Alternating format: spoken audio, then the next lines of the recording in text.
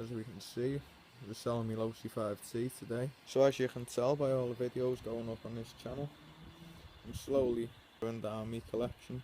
This one has to go because it's the one that doesn't get used as much. I've just got some others out here I've got another one there, that one's 30cc, and I've got the brushless one there. So this one doesn't get used at all. It hasn't been used in months. Used to get it out every weekend, but now I've got the Lecky one as well. So, and I've got no petrol or not. I'll just throw the Lecky one on, and I've got no need for two petrol ones, both exactly the same, apart from the one that we're selling today is stock, and this one's got a bit more money gone into it. Yeah, so that's why we're selling this one. It doesn't get used, and it's been a bit of a parts car. So now this one's been scrapped, all the parts off that, and now on the one that's being sold, a few bits missing off it actually, like tie rod ends and stuff like that. They're now on the one that's being sold, so the one that's being sold is now ready to run. Yeah, it hasn't been run since before the summer last year, so hopefully if we're going to siphon some petrol out of the 30, which gets used on a regular basis, this one should fire right up, and moment of truth will be if it is, because this will be the first time it runs, when it's on camera anyway. I'll get my temp gun out, do some cold temperatures, and then do warm start for you. But firstly I'm going to go over what you get, the accessories, and go over the truck a bit as well. So we've got the manual, we've got a brand new radio there which I bought specific to sell this, because I've been running this on my DX3S. So I've got a set of bead locks. There is a problem with these. It's rubbing on the inner turnbuckle. I'm guessing that it's the knockoff bead locks, so I've got a set of original ones here. Yeah, they should do the trick, but it's just rubbing on the turnbuckle on the inside. I'll show you that later. So I'm going to throw them in as well. You've got an exhaust, you've got a flywheel, you've got, that's where your clutch goes, got a piston and your crankcase, you've got your fan cover, you've got your stock tools which come with it from the factory when the day I bought it. You've got both sides of your crankcase. So the reason why I've got like the majority of an engine here is I bought this car 960 quid. The engine was crap on it, and I've sent it back to the shop. Now I've sent it back to Horizon, and then Horizon have said that it just needed the new pull start on, but they've given me a new engine, and then I've proved them that it weren't the new engine. Took it apart in the shop and told them I'm not taking it with me because they're lying through the teeth. So once I've started beefing the shop, they've sent me a whole new car, which is the 30cc behind us, and then I've bought this one back off the model shop for 400 quid. Yeah, because they were going to get it. We were just going to do a straight swap, and then the model shop claimed this one, and then I've bought it off the model shop, not Horizon. So yeah, this one just doesn't get used, and it's got a brand new engine in it. I'd say that engine's done one tank, and the engine that was in it before, I'd say that's only done a tank as well. In fact, I'd say 2 tanks because it's been broken, and I think I've run a tank through it after it's been broken in. So yeah, this one's completely stock apart from the rims, because I pinched the tyres off that for the 30, but these are the stock tyres, and the Mad Max rims and bead locks, and the bead locks are what causing a problem because they're rubbing on it.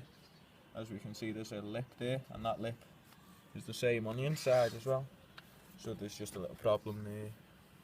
So before I take the shell off, let's just go over what condition it's in, so that there's no hidden. So we've got that split. I think it's split on both sides. No, it's not split, just a little one. These are rub marks off the tyres. Every car gets this on all 4 corners. As we can see, there's been a little bit of a dent there, and I've got that out with the kettle. Obviously there's some things it won't get out, like on this one. Yeah, this, you wouldn't be able to salvage it if it's like that.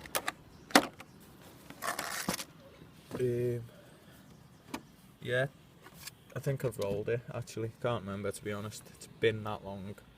So, got a dent there, got a scuff there, and a little bit of damage here. Yeah, I don't think it's damaged anywhere else. It's split there, but all of them go.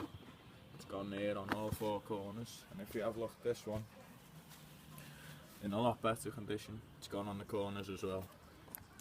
That one's a bad one there actually. Has it gone that side? It's gone that side as well. So it's not as if that one's been neglected, they all go. Rolled or not rolled. As we can see from outside the shell, we've got the mesh mod there on the pull start, no outerwears. The mesh mod's well better.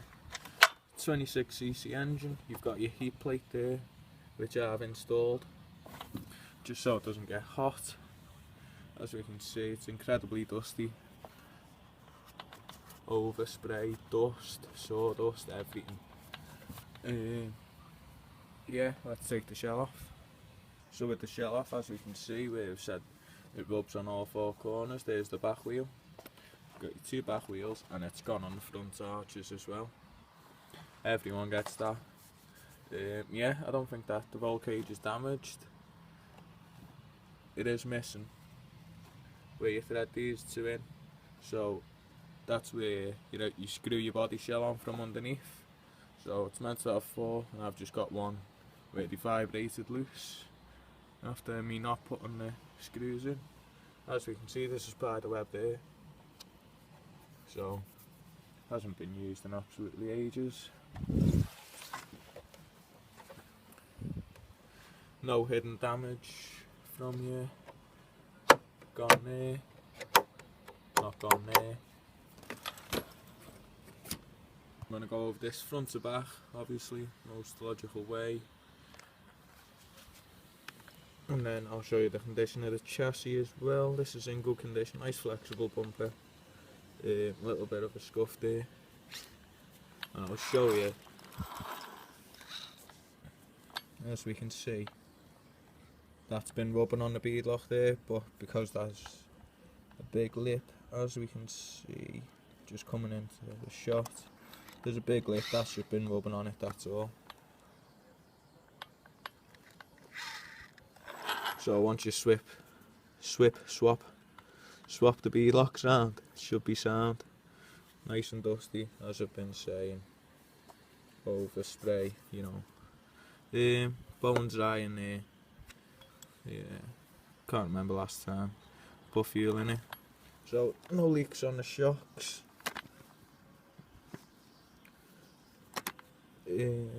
Stock servos in it. Just giving you a nice pan of the engine.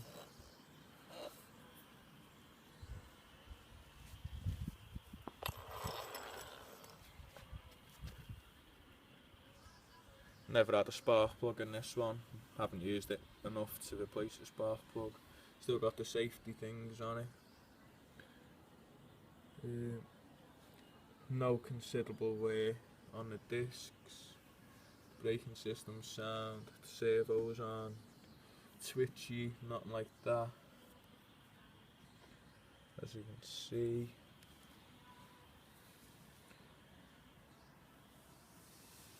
Everything's in fully working order.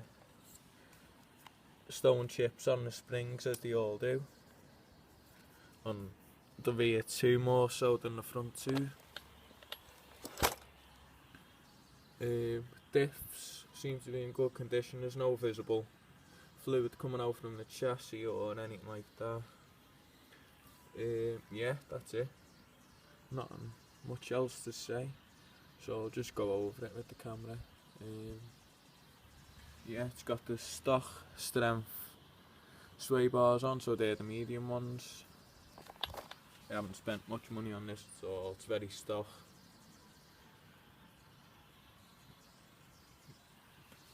I presume that grass was green when it's got sucked in. It's got the mesh mod on the crankcase as well, as you can see there with the hot glue. Yeah, that's the upside side done. and then I'll show you the underneath. So as we can see, it's in fairly good condition. I don't believe that any of these are stripped. Slight damage. This is actually a good chassis compared to what I've seen. That one's obviously been rounded in the past, and I've took a Dremel to it just to get a flathead in there. Nice amount of stone chips on the chassis. I don't think it's been curbed. These are just off the pavement or the rock in a field or something like that. You know, a bit of gravel kicked up from somewhere. Yeah.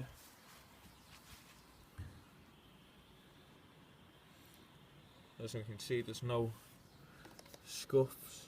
No scuffs, what am I talking about? Never seen that.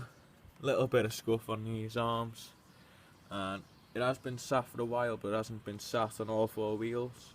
So the arms aren't bowed or nothing like that, they're perfectly straight. Unlike when you come to use them after some seasons, you'd have to replace the arms on them if you can't get them with the kettle.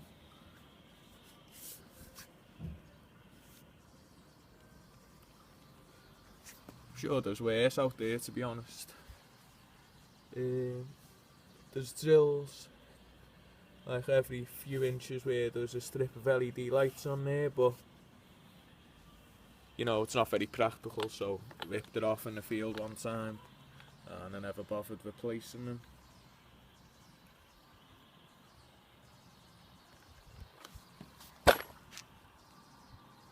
Yeah, let's hope that it runs first time. I'm going to put some fuel in it now and then take it down the garden or up and down the street.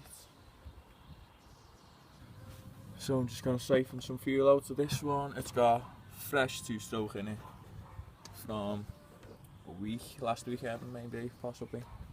Somewhere around then. Cannot get that one off with it being in there. Big monkey hands cannot get a grasp on that. Let's see. Yeah, right, I'll be back once I've got this lid off. Don't try this at home, train professional here of course doing this. Excuse the sandals, never had plans on doing this today. As we know, it was raining. You might not know, like, but typical weather. So I'm just going to siphon this out.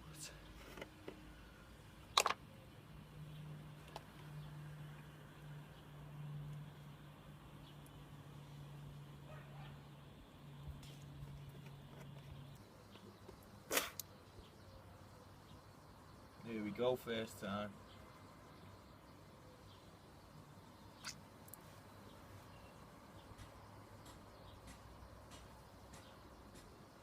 That stuff does not taste very nice, I can tell you that. Got this elevated, so gravity's going to do the job for us once I've got suction on the go. As we can see, there's a little bit of air coming through, so we must be getting sparks in here. And we're just coming up to the grommet here. And on some of them, once they haven't been run, the grommet goes dry and brittle. Same with the fuel lines. The fuel lines on this are actually going like that. But the grommet on here is doing its job, it's holding a tank. Unlike some of them, that just go brittle straight away.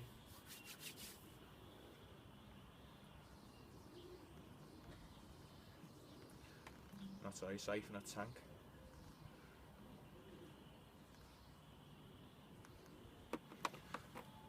So with fuel in the car, I'm going to prime it after I've sorted this mess out. Right, so it's got petrol in the tank now. I've got the wheels off the ground just in case any paranormal activity happens because it hasn't been running such a long time. I don't know if the carb's set up, there's no fuel in there. So if you don't know about these, you prime it so it's full. And then I just like to do it a few times after it's full. So I'm going to give you the temperature now. 9 degrees, as we can see. I'm going to do this a continuous shot just in case you think I've started it off camera, might have an issue. So let's hope that that gets the shot. There we go. Choke on until it fires. There we go. And I've got no transmitter batteries at the moment, so the run is going to have to wait till tomorrow until I've got batteries. So I'll just use the little linkage here to rev it.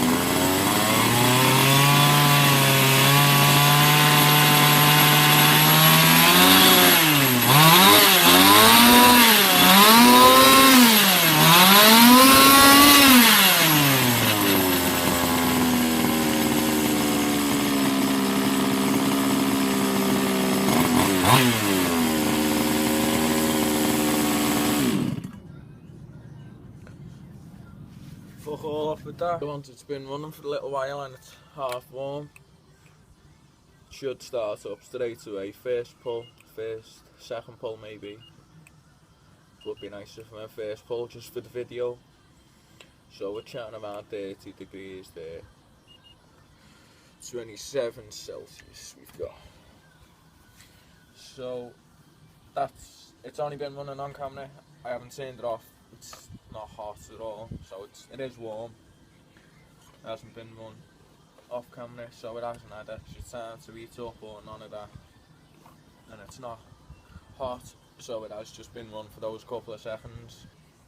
And it should start first time.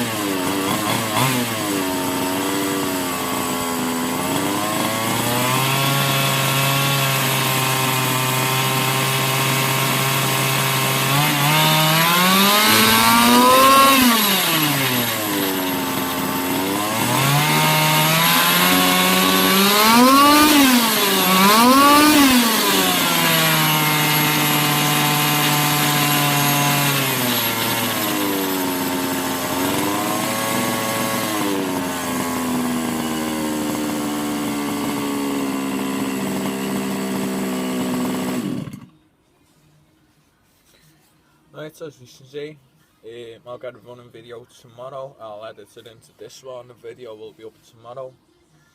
The eBay video, the eBay listing should be up after the video because I have to make the link first for YouTube. And yeah, I'll get a running video tomorrow. And as we can see, once it came up to temperature, throttle became a lot more responsive. So yeah, I'll restart this tomorrow, hopefully if I can get some double A's. Right then, it's the next day. I've got some batteries. It's all bound, it's all trimmed in. Got your throttle and your brake, as we can see. And we've got full lock.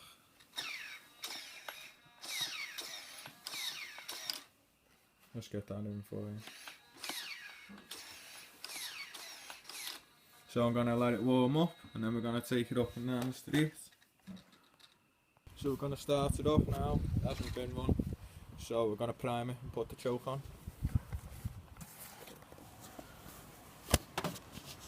Prime it till it's full. And then just a few more after it's full. Choke on. Pull it till it fires. There we go, choke off.